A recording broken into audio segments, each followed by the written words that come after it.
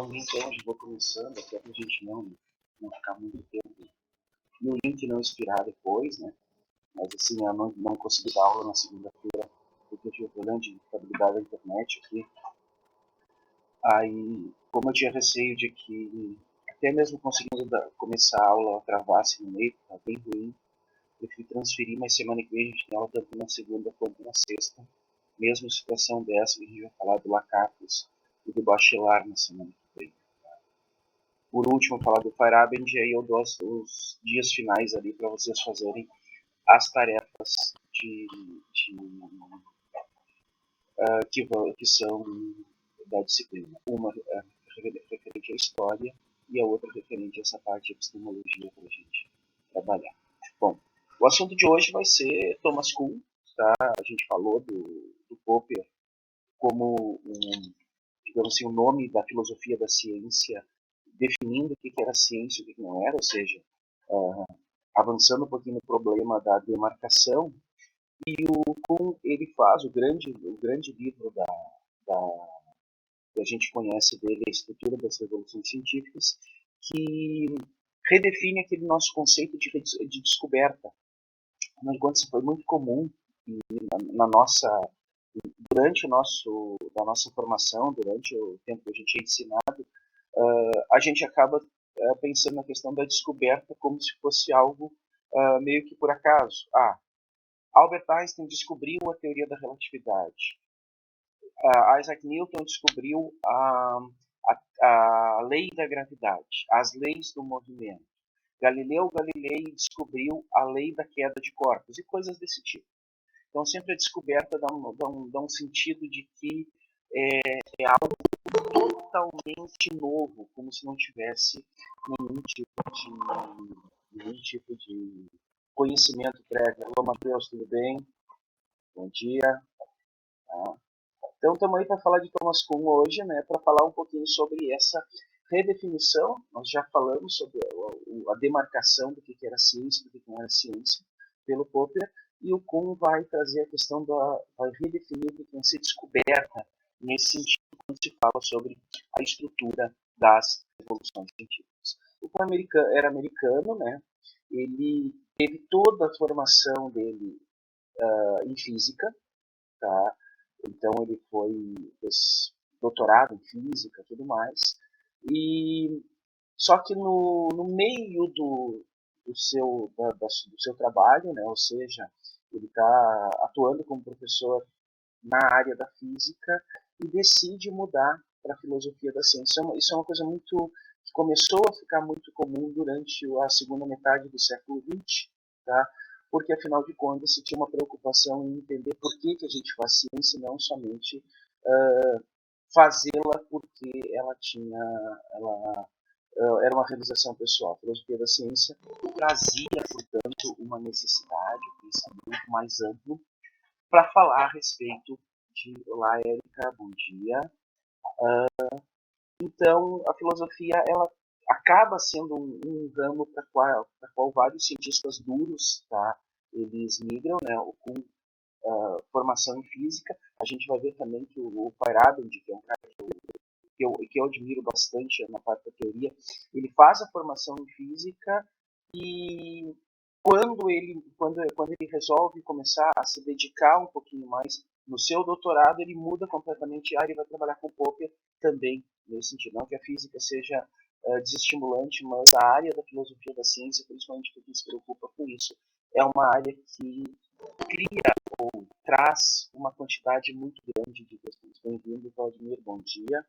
Então, o Kuhn, ele já é falecido, né, faleceu em 96, e trabalhou em vários dos grandes centros universitários americanos, Harvard, Berkeley, Princeton e o MIT, o Instituto de Assuntos Avançados, né, de Estudos Avançados, de Princeton, no Berkeley, que é da Universidade da Califórnia, e o MIT de Massachusetts e Harvard em Boston, que a gente já tem de vários conhecimentos assim, dentro dessa área, tanto da física quanto da filosofia da ciência.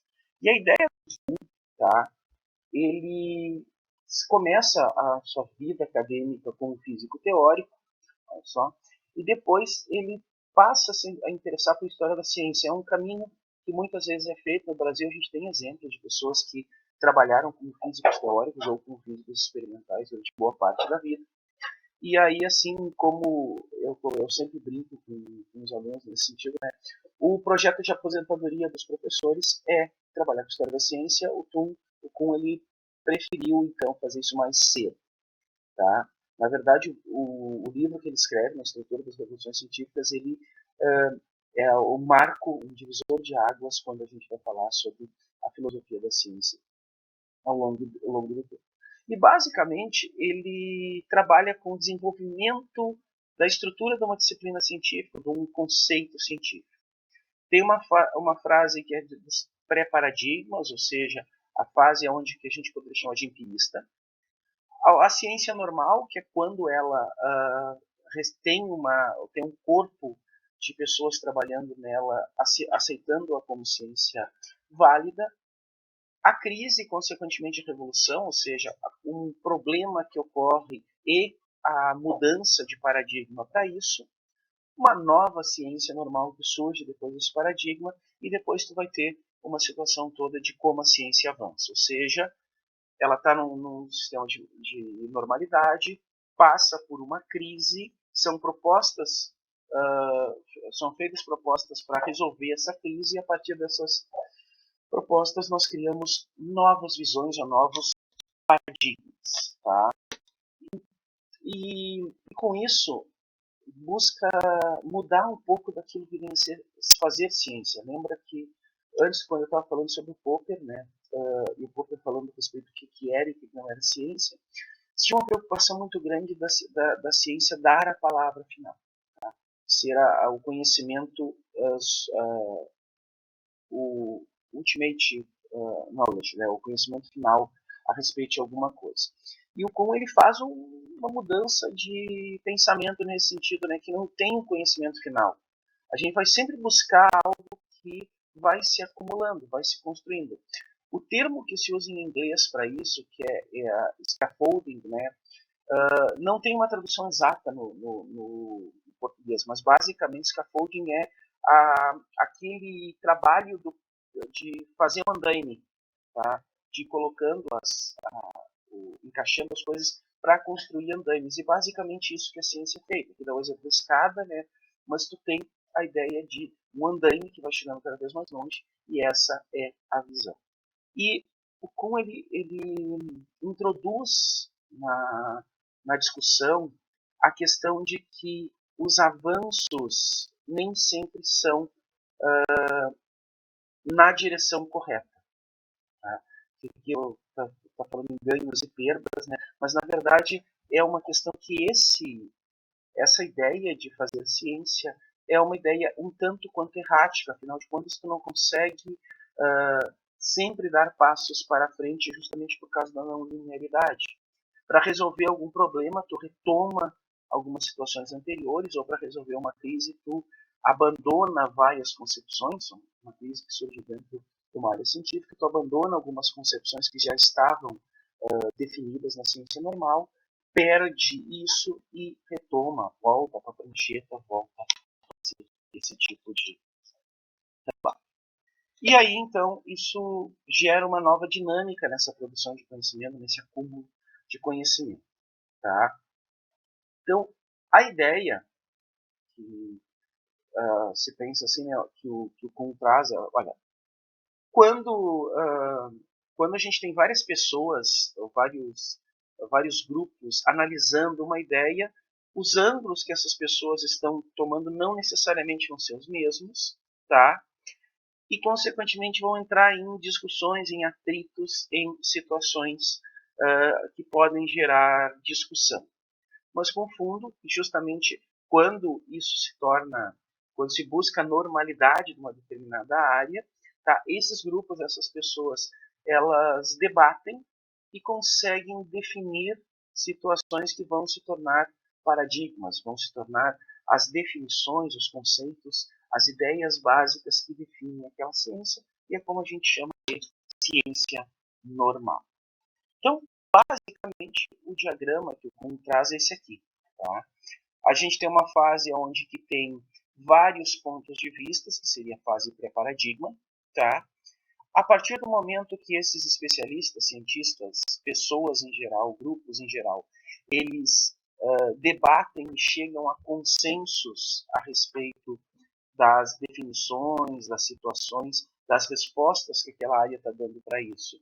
Nós encontramos a ciência normal, ou então ela é baseada em paradigmas, baseada nesses conceitos novos, e depois ela vai se alternando em situações de crise, ou seja, problemas que não são respondidos diretamente por essa ciência normal, por esses conceitos, passa por uma proposição de novas ideias, que é a revolução, que cria uma nova, mais uma vez volta para essa discussão, agora não mais das visões únicas, não mais da fase pré-paradigma, mas reforçando ou redefinindo esses conceitos, essas situações, esses paradigmas, tá? Então vai ter exatamente essa situação que eu falei, tá? Tu vai ter uma situação no pré-paradigma quando tu não tem a definição da ciência exatamente clara, e aí a gente pode pegar um pouco lá, onde que a demarcação ainda não está muito bem definida, e a partir do momento que ocorre a definição, que o Popper ele introduz a palavra de paradigma, né, tu acaba tendo essas novas regras, esses novos modelos, essas novas tradições que gerem, que criem uma disciplina. O que é esse paradigma, essa definição que o Kuhn traz? Basicamente, essa situação assim, todo e qualquer conjunto de regras, teorias, que está regendo a ciência numa determinada época, num determinado momento histórico, é definido como paradigma daquela ciência naquele momento. Basicamente, vamos pensando da física assim. A física pré-ingresso do século XX, ou seja, pré-ano 1900, inúmeras vezes o Lord Kelvin fala para os formandos numa reunião da Academia Real de Ciências na Inglaterra, na London Society, dizendo que a física não tem futuro e agora a gente só precisa reforçar, definir algumas ideias e fazer alguns ajustes de medição. Só tem duas nuvens escuras no horizonte, no céu azul, que é a visão que a física dá para a natureza. Essas duas nuvens escuras, por sinal completo, geram toda a física do século XX. E também o Michelson, né, aquele mesmo que era do interferômetro lá do Michelson Morley, ele diz nos Estados Unidos que a física se resume, a física atual e futura, se resume às questões de quinta ou sexta casa decimal, ou seja, refinamento de medidas. Então, era um paradigma que se dominava, né, que via aquela visão, tinha aquela visão da física como algo, desculpa, como algo definitivo, a explicação final a respeito da natureza, e que era praticado por uma quantidade muito grande de cientistas. Usando isso, né, essa ciência normal, e aqui a gente pode ver embaixo aqui a ideia dos paradigmas, né, surge alguma crise. A crise, por exemplo, era explicar o espectro do corpo negro, o espectro emitido por corpos que eram emissores ideais. Tá? Não conseguia se explicar isso teoricamente. E a partir disso tem toda uma definição, uma nova discussão, onde se cria uma ciência extraordinária, ou seja, buscando explicar isso. E surge a revolução científica, que nós chamamos de física quântica, né, nesse período, e vai gerando novas situações. Então, o paradigma vai ter exatamente essa questão. O principal dele é a ideia de que a comunidade científica, ou as pessoas que trabalham com aquilo, elas usam isso como uma matriz de referência. Tá? Um conjunto de regras que, mesmo que todo mundo é instruído nesse sentido, todos que trabalham aquilo são instruídos nesse sentido, quanto a conceitos, quanto a técnicas experimentais, quanto a validações teóricas ou matemáticas. Tudo isso é um conjunto de técnicas, é um arcabouço, digamos, como falei, conceitual e ferramental específico que permite que uma visão da visão do mundo seja a mesma de uma pessoa. Tá? É claro que por conta disso, por fazer parte do ferramental, ele vai ter limites, tá? E esses limites não são vistos por quem está atuando na área. Em geral, apenas quando tu começa a questionar esses limites que tu vai ir além. E muitas vezes esses limites eles são colocados à prova, seja por novos experimentos, sejam por medidas discrepantes, sejam por teorias mirabolantes ou teorias que buscam explicar alguma coisa que não está bem explicada. Tá? Esse paradigma, esse ferramental todo entra, não digo em colapso, né, mas entra em crise, tá? Em crise existencial. E nessa crise existencial, assim como a gente pode falar a respeito do nós como seres humanos, né? Nessa crise, tu tem duas soluções. Uma delas é uma discussão e um trabalho para criar um novo paradigma, criar situações que resolvam aquela situação anterior, ou então dar o passo atrás e rever situações que aquele paradigma não tava explicando. Tá? Então, tu precisa desse caminho. Mas o grande problema dessa segunda parte, de dar o passo atrás e rever o paradigma, é que essa nova forma da gente enxergar a ciência, de fazer ciência para explicar o resultado novo, não pode deixar de explicar os resultados antigos, ou seja, tu não pode trocar a teoria de forma que ela não pode ser um cobertor curto.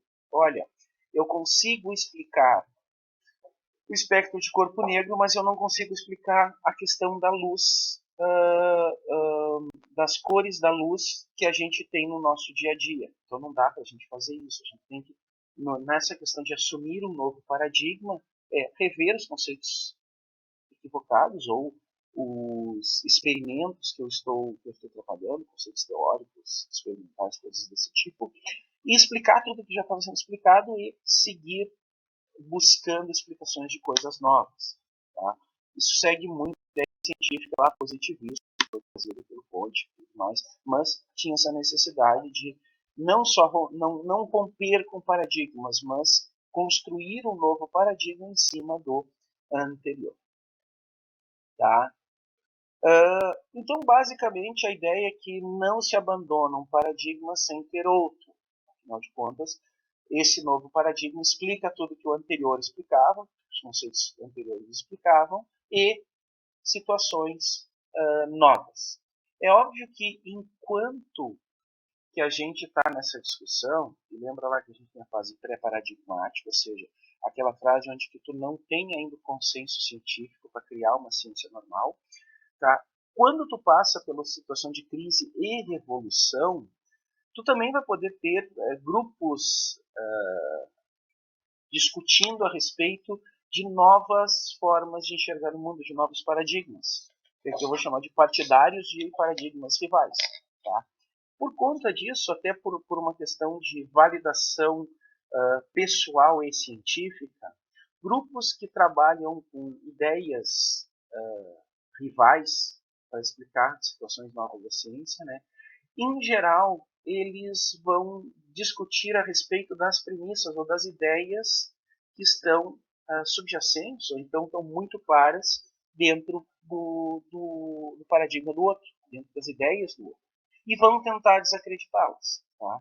E assim tu acaba tendo uma situação que não é uma questão de doutrinamento, ou seja, não é uma questão de tu vender o teu peixe e com isso tu conseguir companheiros, tu conseguir correligionários para aquele paradigma. Na verdade, a partir do momento que tu tem convicções, e aí entra uma situação que é muito difícil de a gente separar justamente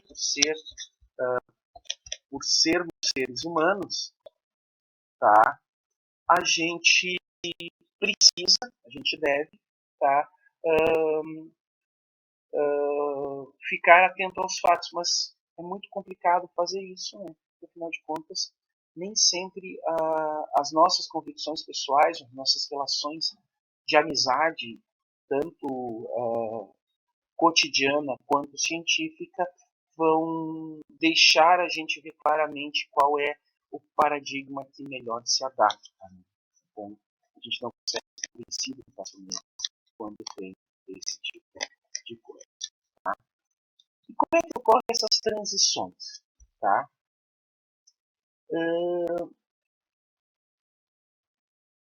Essas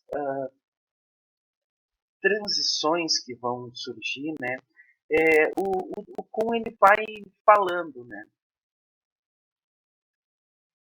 ele precisa definir, basicamente, assim, quando a partir de uma situação que ela ainda tem muita controvérsia, ou seja, não se consegue admitir a fase científica ainda com regras bem definidas. Tu vai ter uma situação que precisa definir nessa transição quais são os pontos principais de divergência, quais são os pontos principais de discussão, de debate, para criar um relativo consenso a respeito disso. E a gente vai ter situações que podem ser exemplares dentro da física. A mecânica do Aristóteles é uma delas, né?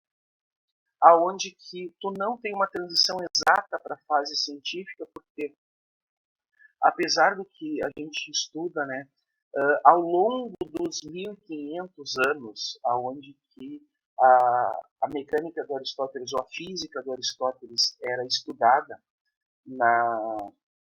nas escolas, né, na tradição tomista, né, na tradição de inicial escolástica a princípio da Igreja Católica, basicamente porque não tinha outra, mas se tinha pontos de divergência porque não se conseguia explicar exatamente algumas situações e precisava desse tipo de coisa. A ótica do Newton é outro exemplo, né? Ele traz ele discute muito bem situações, só que ele deixa, pensando assim, o Newton ele publica o livro dele sobre ótica no início do século XVII, na primeira metade do século XVII, e ainda a teoria está sendo, digamos assim, digerida na Europa. E lembrem, por exemplo, que nessa discussão toda, Newton nunca foi apesar da figura histórica e figura científica emblemática para a Inglaterra, na Europa continental tu tinha discussões fortes a respeito dessa teoria. Então, mesmo durante a sua fase de formação, ela não conseguiu ser exatamente ter uma fase científica, porque entrava em discussões fortes, principalmente com os experimentos de interferência do Young, depois ali no final do século XVIII, início do século XIX. Teoria da eletricidade de Franklin, século XVIII ou século XIX.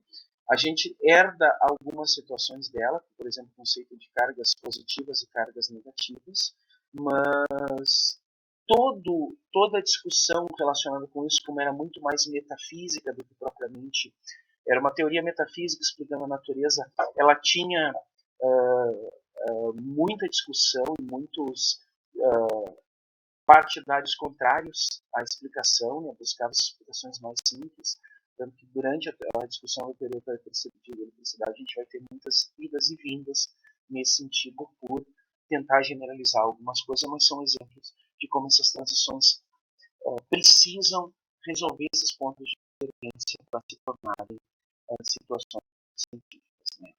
Aí, por exemplo, né, a gente vai ter numa situação o que é uma revolução e a respeito do que é o paradigma. Tá? Discussão. Sistema planetário de Ptolomeu e as visões de Copérnico, Galileu e Kepler. Vou colocar todo mundo junto, apesar de ter motivações diferentes. O paradigma é a quebra da ideia da teoria geocêntrica para a teoria heliocêntrica. Essa é a revolução copernicana. E tu tem realmente uma quebra, apesar de ter muita discussão depois, mas tu consegue ter essa quebra de paradigma e assumir um novo paradigma a partir disso. A partir de Nicolau Copérnico, e tu vai ter discussões juntas. Né? O Galileu trazendo essas discussões a respeito da não imutabilidade dos céus, O Kepler, a partir das tabelas do Brahe, ele consegue verificar a questão dos corpos celestes se movendo, né, os planetas, os cometas, desculpa, e isso coloca em xeque a teoria do Ptolomeu e acaba depois, com o tempo, né, obviamente, a fase científica da teoria heliocêntrica não é imediata, mas se entende e se vê claramente que resolve muitos dos problemas observacionais e para explicar o movimento dos astros celestes, o fato de colocar a Terra se movendo em torno do Sol e não o contrário. Tá? Na física, a grande revolução vai ocorrer no século XVII, século XVII, tá? Aonde que se, apesar de todo, a gente vai colocar, a gente resume isso na figura do Isaac Newton. Porém, muita gente já tinha feito contribuições, e aí vai entrar o Nicolau de Cusa, o Galileu, tá? o Malpertius, como é que é o nome do outro cara lá? Do ímpetus, agora não, da teoria do ímpetus. Todo esse tipo de coisa vai chegar no ápice na figura do Newton, e o Newton ele cria no seu como novo paradigma, digamos assim, ele escreve um livro da natureza, que são os princípios fundamentais da filosofia, princípios matemáticos da filosofia natural, tá?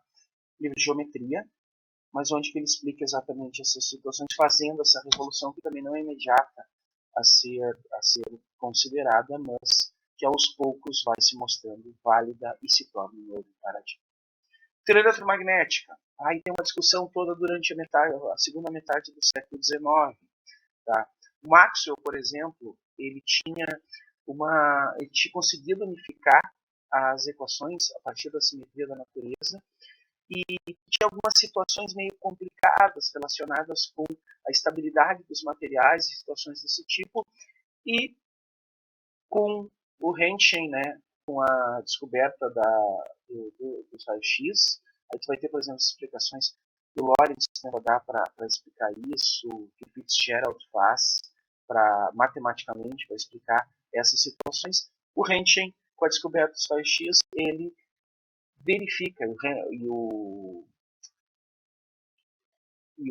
Becquerel antes, né, a descoberta da radioatividade, que muda muito dessa situação a respeito da visão que a gente tem sobre teoria eletromagnética e a fonte da eletricidade nos corpos, né, fonte de energia dentro dos corpos. Então vai ter uma nova mudança e aí complica tudo, porque afinal de contas, a partir da radioatividade, tu cria novas situações relacionadas com aquele problema da radiação do corpo negro lá, que já tinha sido levantado pelo Morley, pelo Lord Kelvin, nas suas discussões final do século XIX. E no início do século XX, aí tu vai ter exatamente a visão de uma física moderna. Nessa física moderna, eu peguei só um exemplo aqui, a gente pode pensar em toda a física quântica, que é uma mudança geral dentro da teoria, dentro da física como um todo, mecânica, termodinâmica, eletromagnetismo, mas pegar o caso da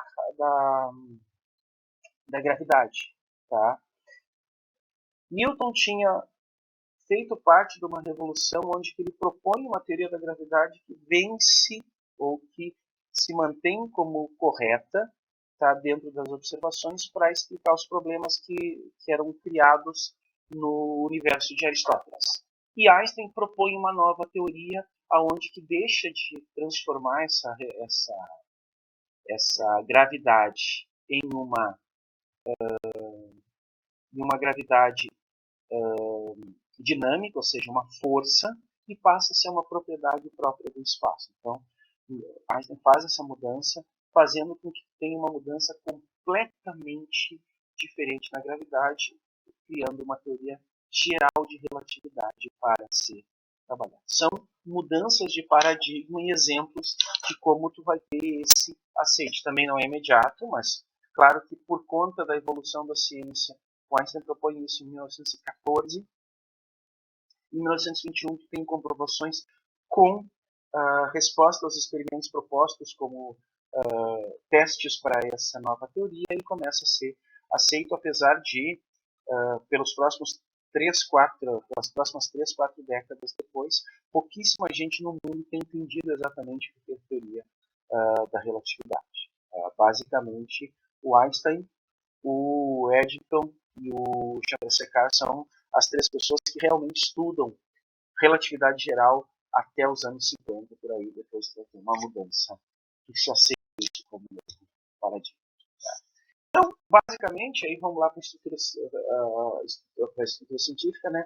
A ciência normal é definida como um conjunto de pessoas que têm regras e padrões para criar sua prática científica. Tá? E por conta dessas regras e padrões, o principal dessa ciência normal é o fato de que, a gente vai falar quando o Lacan apresenta os programas de pesquisa, né? Mas que tem a possibilidade de trabalhar continuamente com uma determinada pesquisa, não necessariamente sendo do mesmo grupo do que estava pesquisando antes. Então, a ciência normal se caracteriza por isso. Em qualquer lugar do mundo, eu vou buscar reproduzir ou buscar seguir os estudos, seguir a tradição de pesquisa que já foi implementada por uma pessoa, e o Kuhn fala muito bem o que vem a ser essa ciência normal. Que, afinal de contas, vai estar relacionada à resolução de problemas. Tá? E essa resolução de problemas vai ter um conjunto de formas de tratar, de paradigmas que vão ser trabalhados.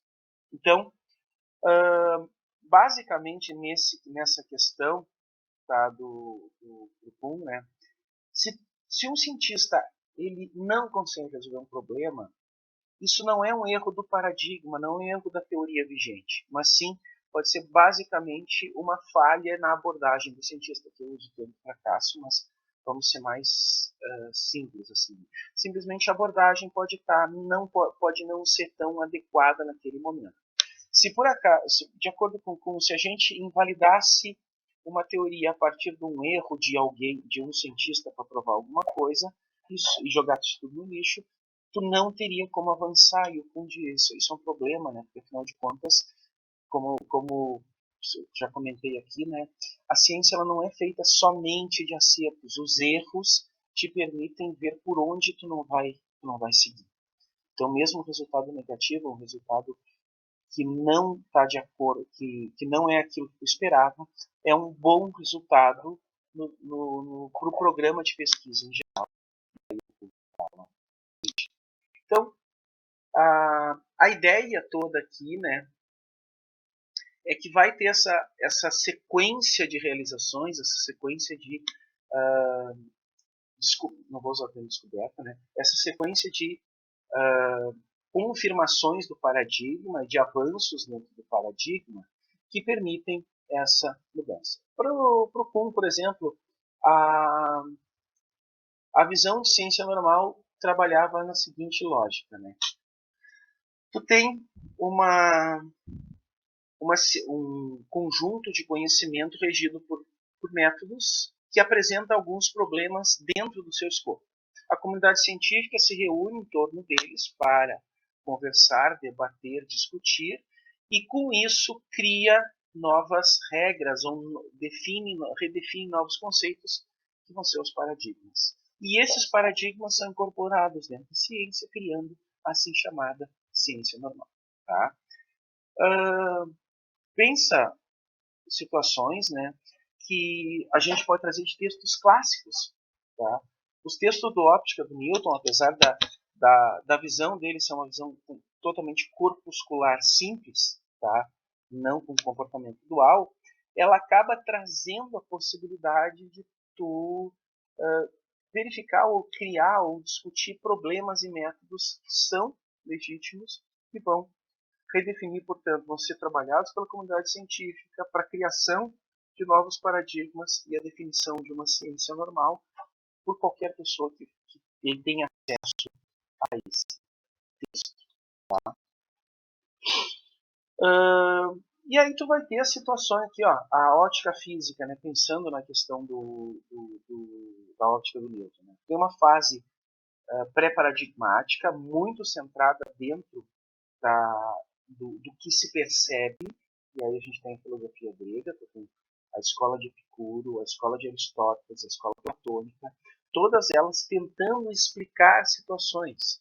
E como eu falei lá, como são paradigmas diferentes, não necessariamente científicos, são paradigmas filosóficos diferentes, os adeptos de uma escola não necessariamente abriam mão das suas concepções para aceitar discutir com a outra. Então os debates filosóficos acabavam sendo debates, e isso é uma coisa que a gente fala até hoje, né? Um debate filosófico é aquele que todo mundo fala a respeito do que acredita e ninguém concorda com ninguém, mas todo mundo bebe cerveja no final, ou vinho. Ou na época dos gregos, tudo que podia pela frente, não interessa. E aí tu vai ter, depois dessa evolução, uma situação onde tu cria visões paradigmáticas diferentes dentro da ciência. Só um pouquinho, gente, eu vou parar aqui para uma ligação da Furg para mim. Tá?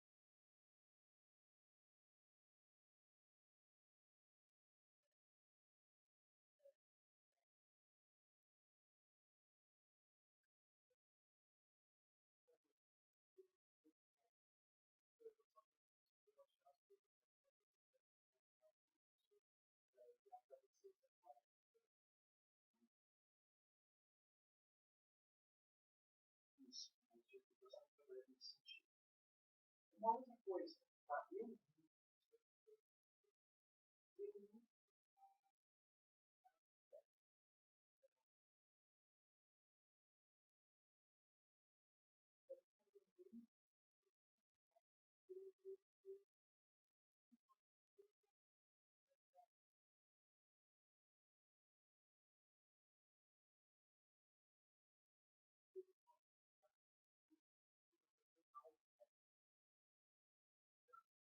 Não, só que eu tenho que pegar tudo, senão eu tinha deixado tocar. Tá? Mas eu não ligo depois que eu falar isso prática, tá bom? Tá bom. Obrigado, tá, carinho? Tchau, tchau.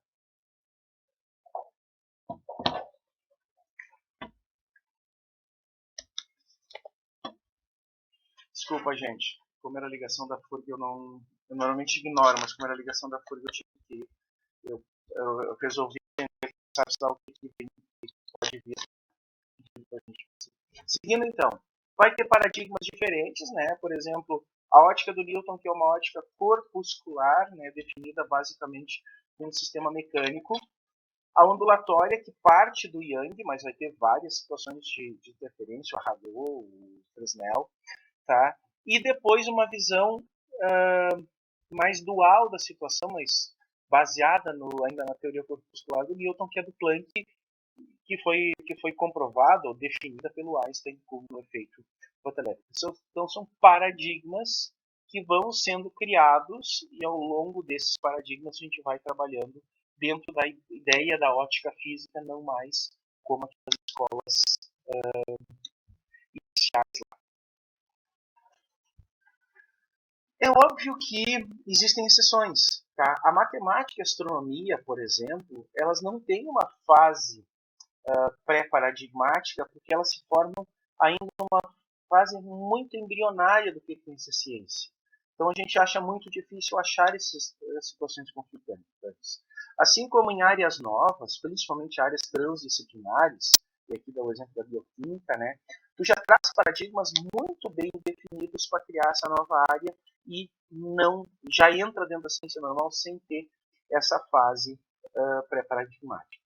E é claro que tu vai ter uma situação, mais uma vez ali, quando tu não tem um paradigma claro de uma área, tá? Acaba que todas as possibilidades devem parecer, ou têm probabilidade de parecer, igualmente relevantes para explicar um problema.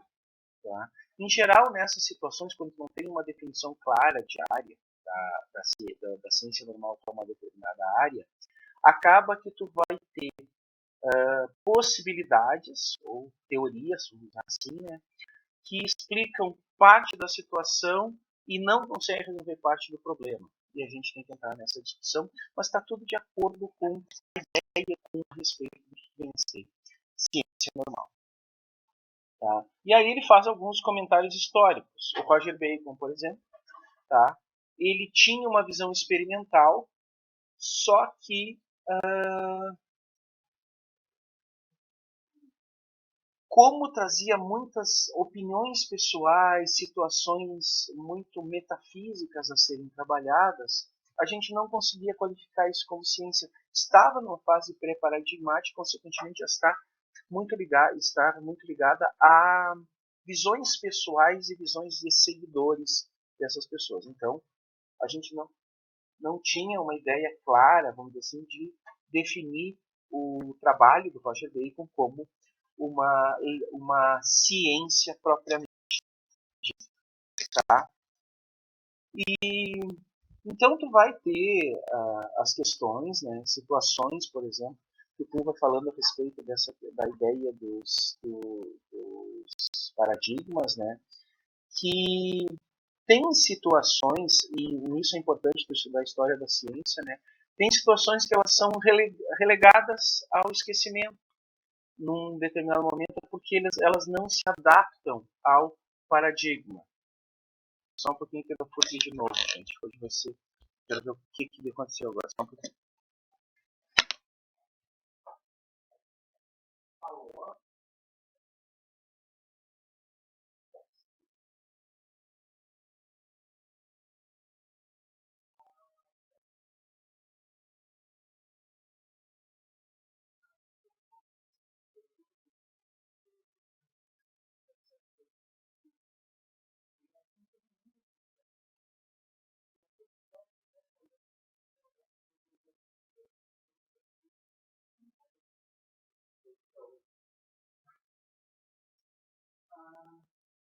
Tá bom, muito obrigado, tá, Karina? Não, que isso, tá bom. Tchau, tchau.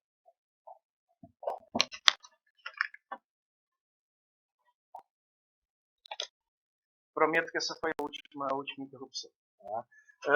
Então, vai ter essa situação que na história da ciência as coisas vão ser relegadas a segundo plano porque não se adaptam à situação atual, ao paradigma atual. E isso se vê muito claramente nos livros didáticos. Se a gente pegar livro didático, o livro didático ele não tem discussão a respeito de situações que conflitam com o paradigma existente ou com ciência bonita existente no momento. E às vezes, e aí o Kuhn apresenta isso, né, que essas informações históricas que já existiam se tornam interessantes para os cientistas novos rediscutirem ou buscar inspiração para rediscutir os paradigmas, para buscar as revoluções. Tá?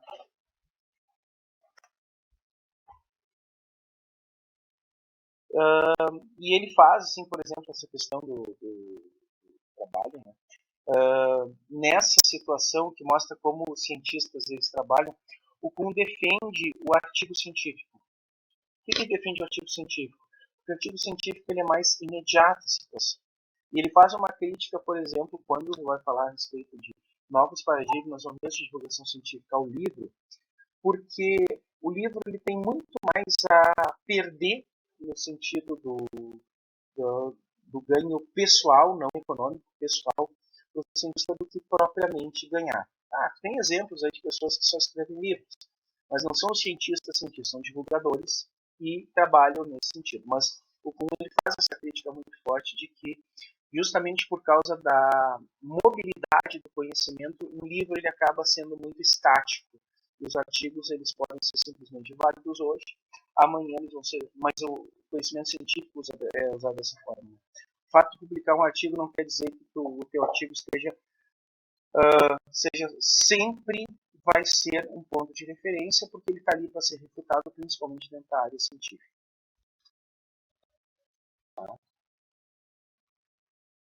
Então, a questão da ciência normal, né, é pensar, por exemplo, que o Kuhn vai comentar isso, que a maior parte dos cientistas eles não estão no grupo que trabalha com a resolução, com as revoluções propriamente ditas.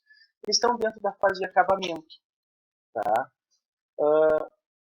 Que é um procedimento para encaixar as situações, aquilo que a gente está observando, dentro dos limites que os seus paradigmas, que aquela visão de ciência que a gente tem traz. Tá? Então, no fundo, essa ciência normal, ela está mais preocupada em esconder, vou usar o termo bem assim, em esconder situações que fujam da normalidade, que fujam da explicação do paradigma atual, do que propriamente em flexibilizar esse paradigma. Isso vale para qualquer ciência, não só ciência natural. Ciências humanas também fazem isso. Né?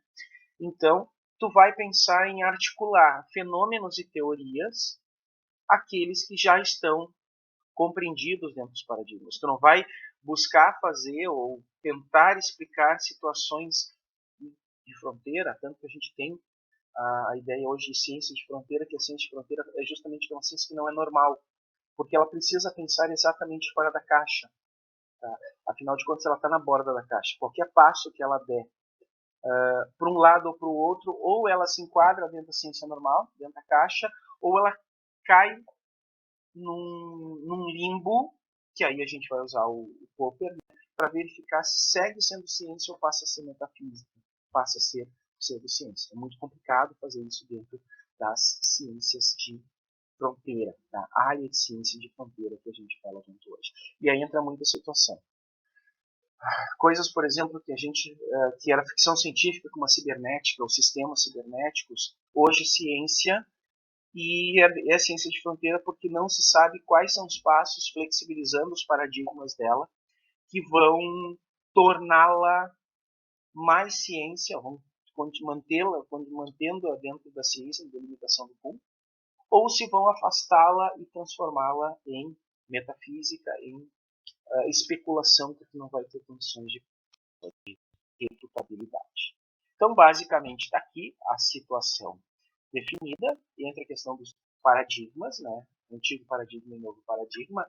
Tu vai ter as realizações permanentes que são explicadas pelos dois sistemas. Tá? Isso aí está dentro da natureza da ciência normal, o fato de não estar de ter criado um novo paradigma não muda esse sentido. Bom, então, a gente vai ter essa questão de como aplicar. A ciência normal ela está altamente determinada. Tá? Então, basicamente, uma das razões pelas quais a ciência normal parece progredir tão rapidamente é de que seus praticantes concentram-se em problemas que somente a sua falta de engenho pode impedir de resolver. E aí a gente vai pensar, por exemplo, não estou fazendo nenhuma crítica nesse sentido. Movimento todo de vacina. No fundo, o movimento de vacina é um movimento, a vacina para a Covid, por exemplo, foi um movimento que estava dentro dessa ciência normal, porque era um problema que surgia, mas dentro do escopo daqueles possíveis de serem trabalhados usando as mesmas técnicas, o mesmo conhecimento que já existia antes, e a partir disso tu vai trabalhando. Ou seja, somente a única coisa que impedia a vacina de não ser feita, além da questão econômica, era se o cientista dissesse, ó, não tenho capacidade para fazer isso, não diria nesse sentido. Tá? Vai ter regras, mas a aplicabilidade é muito clara e direta. E é óbvio, quando a ciência normal falha, tá? Se a gente tem dificuldades para explicar alguma coisa e não consegue controlar mais, tem a crise. E a crise vai ser resolvida quando? Quando tu tiver um novo paradigma e esse novo paradigma tiver adesão de gente suficiente para fazer a capitalização dele, né? Fazer como nova visão científica, fazendo com que aquele paradigma que tinha, aquelas ideias que tinham problemas, forem abandonados ao longo. É óbvio que numa situação atual que a gente vive, é muito complicado fazer isso, porque existe a questão do partidarismo absoluto a respeito desses paradigmas, e mesmo que tu prove que algo dá problemas, tu mantém, porque afinal de contas ele tem limites de validade e eu não estou interessado em resolver esse problema. Então vou seguir acreditando nisso, no caso da Terra plana. Tá? Sigo acreditando por quê? Porque para explicar as coisas que eu quero, ela serve, e Deus não interessa os problemas criados com isso, porque eles não me afetam. Tá? Não interessa se todos os outros astros celestes são esféricos, a Terra é chata, e ponto final, deu, acabou com isso. E nisso aí vai ter essa questão da crise, da revolução, isso não é nenhuma crise, né? Basicamente é uma falta de aceitação do novo paradigma a ser colocado. Então tu vai ter uma situação que os paradigmas, eles sempre vão ter situações de dificuldade, vão ter sempre anomalias. E nessas anomalias que vai ser necessário que tu tenha conhecimento para se acumular, para validar, para trabalhar com esse paradigma de forma a resolver essas anomalias. Quando surgem anomalias demais, entra a crise. Essa crise, para resolver, se propõe uma ciência extraordinária em relação ao contrário do normal, e vai, como eu acabei de falar, né, vai ter um tempo de luta entre os defensores do velho paradigma e do novo paradigma, da antiga ciência normal e da ciência extraordinária. E nesse sentido ocorre a revolução. Tá? E aí nessa revolução o que vai acontecer? Vão ter situações que são as chamadas descobertas, na verdade é pensada nessa situação. A revolução científica é aquela onde um paradigma é totalmente ou parcialmente substituído por um novo que é completamente incompatível com o anterior. Tá? Vão ter situações que têm que ser explicadas. Sim, mas é um episódio eventual que vai ocorrer. Tá? A revolução ela corresponde ao abandono de um paradigma, completo abandono do paradigma e adoção de um novo por toda a comunidade científica. Tá? E aí vão pensar assim, o fato de existirem dissidentes que vão ser excluídas da nova comunidade científica não faz com que a Terra plana, em comparação com os terras esféricos que nós somos, né, ou os esferoides oblatos, tá, torne-os uma comunidade científica que é um novo paradigma. Na verdade, não é um novo paradigma. Tá? É uma visão clara que se tem, que foi se acumulando ao longo do tempo e, consequentemente, é um novo paradigma, mas não está baseado numa revolução propriamente. E é óbvio que quando a gente fala a respeito dessas revoluções, das descobertas, é a visão que contém a respeito daquele indutivismo que estava sendo criticado lá pelo Popper na semana que eu falei na semana passada. Então, é exatamente essa questão dos paradigmas, né? Justamente porque os paradigmas eles têm uma influência muito grande em cima da ciência que está sendo realizada junto deles, tá? Por conta deles, dentro do conjunto de regras deles, que é necessário ter uma revolução para substituir, uma quebra nos conceitos, nas ideias. Então, o Kuhn fala muito bem assim, existe um caminho normal da ciência, tá? Que é o conhecimento cumulativo. Esse conhecimento cumulativo normalmente é dedutivista, ou seja, a partir de problemas tu vai criando pontos de crise, e esses pontos de crise são geridos por situações de ciência extraordinária que vão criar, que vão se tornar nova ciência normal quando são redefinidos os paradigmas, ou o relato indutivista, aquele onde que tu parte de um pressuposto geral para chegar um pressuposto inicial para chegar num pressuposto amplo, tá? Aonde que tu tem a revolução, que é uma troca completa do paradigma, tá? As duas coisas são colocadas pelo Kuhn e ele estrutura dessa forma. Então, o Lakatos vai ser o da próxima aula, segunda-feira, tá? O Popper, tá? Ele introduz o conceito de falseabilidade e busca resolver o problema da demarcação do que é ciência. O Kuhn vai, dentro da ciência que foi demarcada, ele estuda como ela evolui, que ela não é estática. E ela pode evoluir, seguindo mais uma vez a questão tanto do dedutivismo quanto do indutivismo. Como é que vai acontecer? Isso pode ocorrer das duas formas, tá? Uma com o conhecimento acumulado e, consequentemente, revisão constante de paradigmas. Outra com a revolução, com a quebra completa de paradigma e substituição por um novo, gerando pouquíssimas dissidências. Respirando. Na segunda-feira, a gente vai falar do Lakatos. Em Lakatos, ele trabalha com a ideia dos programas de investigação, ou seja, agora, dentro da ciência, como é que os grupos de pesquisa trabalham? Como é que se pensa em investigação científica? E é mais um conceito dentro dessa jornada pelo entendimento do conhecimento científico que é trazida, que é trabalhada ao longo da nossa disciplina sobre epistemologia. Gente, por hoje era isso. As aulas estão durando quase uma hora sempre, né? Se a gente tivesse certamente presencial, a gente usar 1h40 tranquilo, porque vocês iam ficar fazendo perguntas ao longo do tempo e eu não estou falando com a tela. Mas a gente vai seguir então. Semana que vem, Lakatos na segunda, Bachelard na sexta-feira, tá? E no dia 14 a gente encerra essa linha dos epistemólogos, né, com Feyerabend.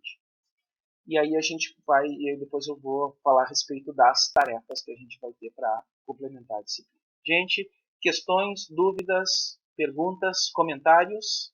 Temos uns minutinhos ainda pela frente antes de todo inspirar.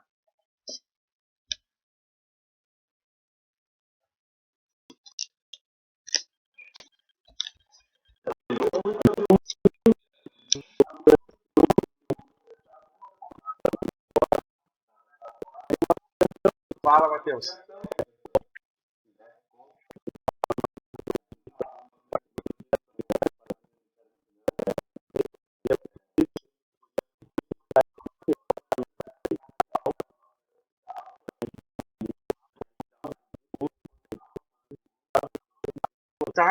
Tá bem, não tem problema.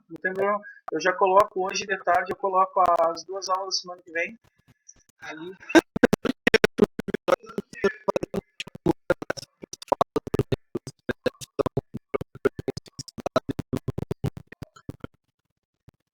Por exemplo, assim, não é tão fácil da gente pegar, por exemplo, os livros em si, né? Seria uma boa ideia, por exemplo, ler. Se eu pedisse para vocês lerem, por exemplo, o livro do Popper, eu esqueci o nome.